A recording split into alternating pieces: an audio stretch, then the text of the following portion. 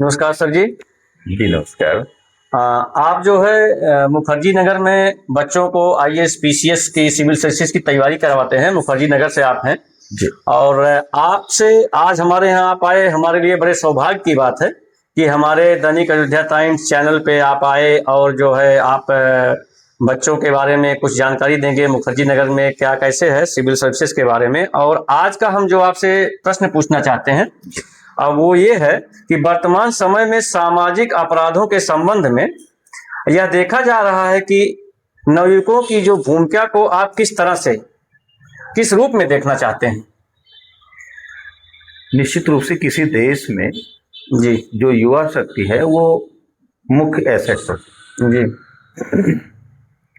युवा शक्ति को अगर आप कोई पहले से नियोजित मार्ग नहीं देंगे जी तो निश्चित रूप से वो डाइवर्ट हो सकते हैं किसी भी चकाचौंध की दुनिया की तरफ। जी अगर आप युवाओं को शिक्षा की तरफ ले जाना चाहते हैं तो उनके स्कूलिंग टाइम से ही जी आप उनका कैरियर स्थापित करने की तरफ उन्हें बताएं जी कि अगर आप ऐसा करते हैं तो ये होंगे, ये ऐसा करेंगे तो ये होंगे, आपकी भूमिका क्या होगी राष्ट्र निर्माण में, आप समय से उन्हें बता सकते जी हैं। अगर बच्चों की शिक्षा कमजोर है, जी वो स्कूल कॉलेज से दूर हैं, जी तो ऐसे में आप बहुत बड़े मास को किसी दिशा की तरफ ले जाने की अवस्था में नहीं रहते। जी तो मेरी ये कहने का मोटिव जो है वो ये है कि बच्चों को किसी इंस्टीट्यूशन के साथ जोड़ते हुए जी जब आप उन्हें कोई रास्ता अख्तियार करने के लिए कहते हैं तो आसान होता है उस रास्ते को चले चलते हैं। और जब बच्चा किसी इंस्टीट्यूशन से जुड़ा ही नहीं है जी तो बिखरे हुए बच्चों के साथ आप बहुत ज्यादा कन्वर्सेशन नहीं कर सकते। नहीं, जैसे हम इसलिए आपसे पूछना चाहते हैं कि आजकल के जो नवयुवा वर्ग के लोग हैं, जो बच्चे हैं, वो आजकल शिक्षा के क्षेत्र में ना जाने के अलावा अपराध क्षेत्र में ज्यादा जाने का प्रयास कर रहे हैं। तो उनको किस तरह से मोटिवेट किया जाए कि वो शिक्षा क्षेत्र में आए, गलत रास्ते पर ना जाए? बहुत अच्छा लगा आज आप जिस तरीके से सवाल कर रहे हैं हमसे, ये बहुत बहुत धन्यवाद आपको और आपके पत्र को, आपके पत्र से जुड़े जितने भी सदस्य हैं सबको, कि आप ऐसे मुद्दों पर मत चाहते हैं। जी अगर मैं अपने आप को एक शिक्षक की हैसियत से देखते हुए बात करूं तो मैं तो यही कहूंगा कि बच्चों के पास, उनके पास लक्ष्य नहीं है। पहले तो उनके पास लक्ष्य आप पहुंचाइए। और लक्ष्य कैसा, हमने बताया कि अगर वो किसी इंस्टीट्यूशन से जुड़े हैं तो लक्ष्य उनका तय होने लगता है कि आप इसके बाद ये, इसके बाद ये, इसके बाद ये करना है। जब आप किसी इंस्टीट्यूशन से नहीं जुड़े होते हैं जी तो आपको गाइड करना थोड़ा सा मुश्किल होता है। जी आज जो बच्चों में बिखराव है जी उसके पीछे बहुत बड़ा कारण है। पहले तो पहली गलती मैं मानूंगा कि अभिभावक की है। जी अभिभावकों ने यही नहीं तय किया कि अपने बच्चों को किस तरफ ले जाना है। जी और शायद इस बात को वो जानते नहीं होंगे कि उनकी जीवन से ज्यादा महत्वपूर्ण इस देश के लिए उनके बच्चे हैं। जी क्योंकि अब वो नई शक्ति हैं, देश के वही मेन एसेट हैं। जी अगर उनकी शिक्षा, उनका मार्गदर्शन आपने सही कर दिया तो आपका अपना, आपका परिवार, आपका क्षेत्र, आपका जिला और आपका प्रदेश, देश, इवन की पूरी दुनिया उनकी शक्ति से लाभान्वित होगी। किसी भी बच्चे को आप देखिए, गांव का एक ऐसा बच्चा जिसे आप समझते होंगे कि गरीब परिवार से है, इसे सामाजिक चीजों की समझ नहीं है, आप उसे एक अवसर दीजिए, निश्चित रूप से आप देखेंगे उसमें बहुत सारी चीजें बदलती हुई दिखाई देंगी। सवाल है कि आप उसे अवसर देंगे। और एक बात आप कहेंगे, ये जो सामाजिक व्यवस्था है इसमें माता पिता, गुरु, आसपास के जो सीनियर हैं उनकी बड़ी भूमिका होती है। इसके साथ साथ सरकार की बहुत बड़ी जिम्मेदारी है। जी, तो ये भी जानना चाहेंगे कि सरकार जैसे लोगों का ये भी समाज में आमतौर पर ये कहना होता है कि शिक्षा बहुत महंगी हो जा रही है, लोगों की पहुंच से दूर होती जा रही है, तो इसमें सरकार को क्या करना चाहिए, उसके बारे में आप कुछ सुझाव देंगे जिससे उसके बारे में कुछ जानकारी लोगों को मिल सके कि कोई नया रास्ता निकल सके उसके लिए? बिल्कुल, आपने बिल्कुल उचित सवाल पूछा है।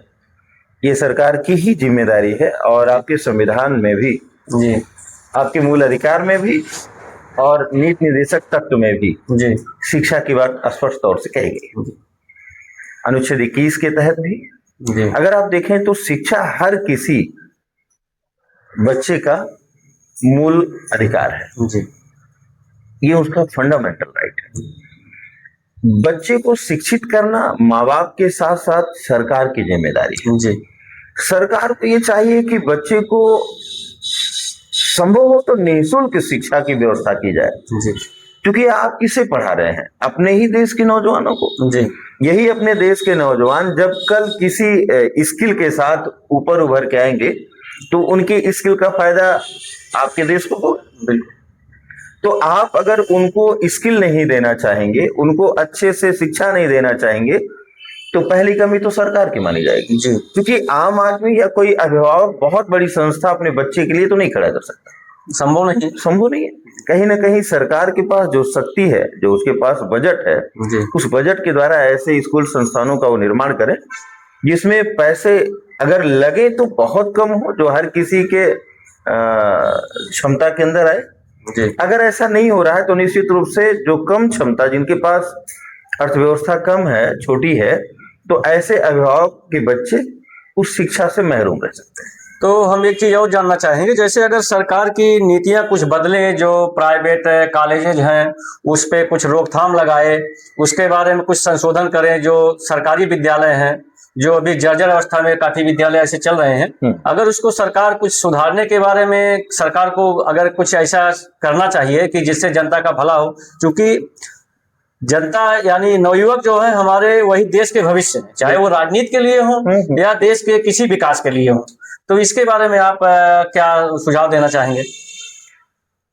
जितनी भी संस्थाएं हैं जी शिक्षा से जुड़ी हुई, जी सभी संस्थाओं की जिम्मेदारी सरकार पर है। जी सरकार के पास एक सिस्टम है, जी जिले में पहले ऑफिसर से लेके जी नीचे तक के जितने भी संबंधित अधिकारी हैं, जी सबकी एक जिम्मेदारी सुनिश्चित है और उसकी बस देख रेख करनी है जी कि जिसको जो जिम्मेदारी मिली है जी तो अपनी जिम्मेदारी को किस तरीके से निभाया है।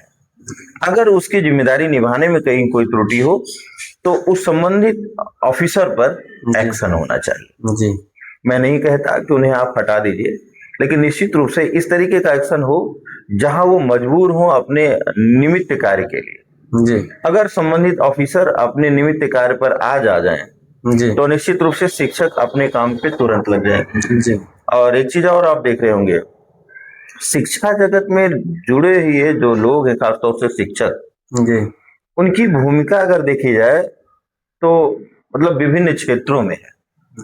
मैं इसका थोड़ा सा विरोध करता हूँ, कड़े शब्दों में कहूँ तो मैं विरोध करता हूँ। पक्ष न लेने की बात ही नहीं है, जी मैं विरोध करता हूँ। जी सरकार अपने दूसरे ऑफिसर, दूसरे कर्मचारी अपॉइंट करे। जी शिक्षा जैसे महत्वपूर्ण विषय पर काम करने वाले जो शिक्षक हैं, जी उनको बाकी किसी और कार्य में ना लगाए, जी क्योंकि जब शिक्षक बहुत ज्यादा उलझ जाएगा जी तो शिक्षक का अपना जो खुद का कार्य है, शिक्षण कार्य, जी वो प्रभावित होगा। जी और शिक्षक का अगर कार्य प्रभावित हुआ तो याद रखिए आपकी पीढ़ियां खराब हो जाएंगी। बिल्कुल। तो सरकार को यहाँ एक बात का संज्ञान लेना होगा कि शिक्षक से शिक्षण कार्य ही करवाएं। जी ऐसा नहीं है कि उनके पास ऑफिसर कम है, बहुत सारे विभाग के ऑफिसर हैं, उनसे करवाएं।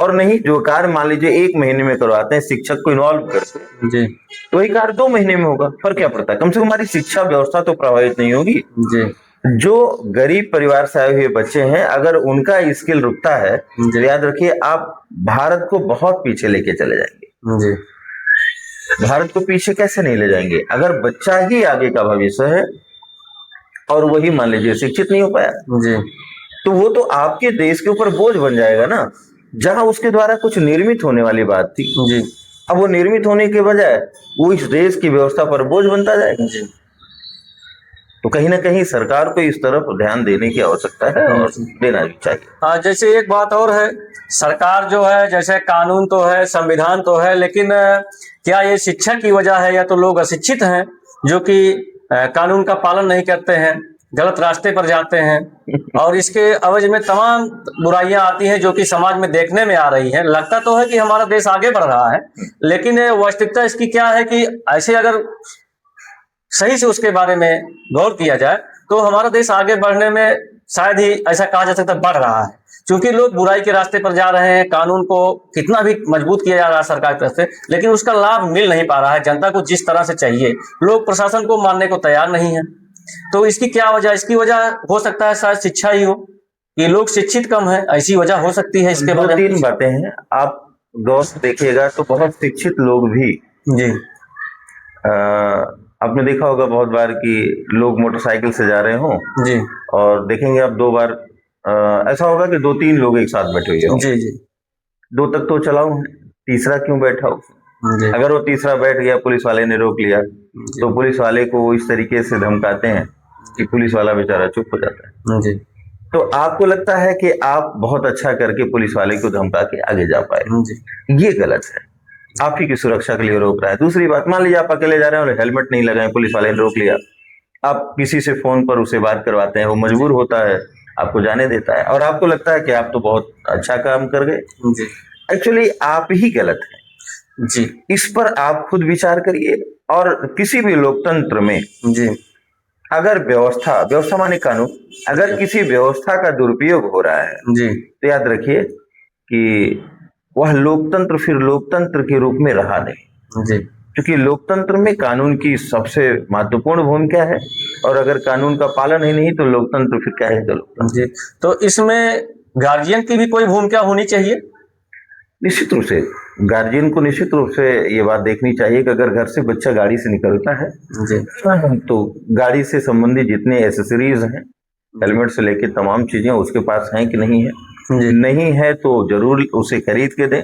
जी और इसके साथ एक चीज और कहूंगा, बड़ी समस्या आ रही है कि अभी बच्चे जो बालिग नहीं हुए वो भी बाइक या कार लेके निकलते हैं। जी ये बहुत बड़ा जोखिम है। इस देश के सभी लोगों को, मैं तो कहूंगा दुनिया के सभी लोगों की जिम्मेदारी होती है जी कि अपने बच्चे को बालिग होने से पहले, जी जब तक उसके पास ड्राइवर लाइसेंस ना आ जाए, जी तब तक इस तरीके से किसी भी व्हीकल को चलाने की इजाजत ना दी जाए। जी क्योंकि ऐसा नहीं है कि वो गाड़ी नहीं चला पाता होगा, चला लेता होगा, लेकिन बाई द वे जी अगर उससे गलती होती है तो एक अपराध है वो।